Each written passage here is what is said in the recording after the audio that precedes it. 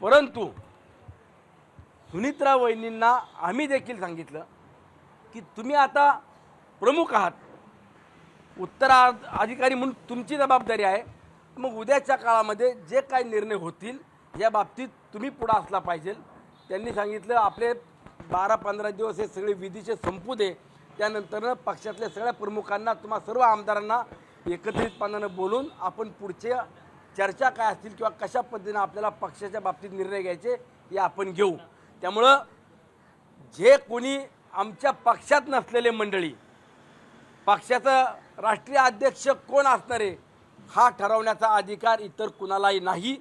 उद्याच्या काळामध्ये सर्वस्वी अधिकार पक्षाचा राष्ट्रीय अध्यक्ष कोण असेल, पक्षाच्या जबाबदाऱ्या घेत असताना कुणाला कुठल्या भागातली विभागातली जबाबदारी दिली पाहिजे, विधिमंडळाचं कामकाज करत असताना कुणाला विधिमंडळामध्ये मंत्रिमंडळामध्ये समाविष्ट करायचे, कुणाला वेगळ्या जबाबदाऱ्या द्यायच्यात, हा सर्वस्वी अधिकार हा सुनित्रा वहिनी अजितदादा पवारांचाच असेल। त्यामध्ये कुठल्याही व्यक्तीनं कुठल्याही स्टेटमेंट केलं तर त्याला कुठल्याही प्रकारे दुजोरा देऊ नका, त्याला महत्त्व देऊ नका।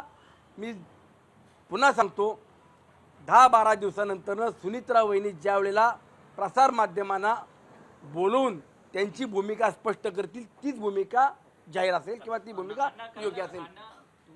तुम्ही ज्या मावळ भागातून निवडणूक लढवता तिथे खरं तर भाजपच तुमचा मित्रपक्ष हा विरोधात आहे आणि तुमचा आता नेता गेलेला आहे, तर किती तुम्हाला ह्याचं सगळं म्हणजे किती खच्चीकरण झालं? शेवटी आता दादा गेल्यानंतरनं प्रत्येकाला पोरकं वाटतंच किंवा जो आधार असतो, आपण काही प्लॅनिंग करून राजकारणात सुद्धा काम करत असतो, जनतेला आश्वासनं देत असतो।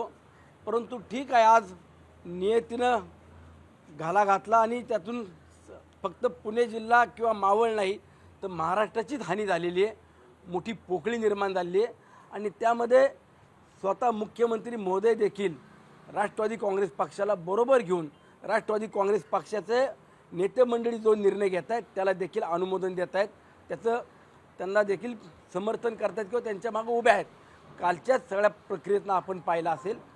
मग मी पुन्हा सांगतो, राष्ट्रवादी काँग्रेस पक्ष मर्ज करायचा का अजून काय करायचे, कुणाला राष्ट्रीय अध्यक्ष करायचा हा सर्वस्वी अधिकार सुनित्रा वहिनी हे सगळे विधी संपूर्ण झाल्यानंतरनं निर्णय घेतील।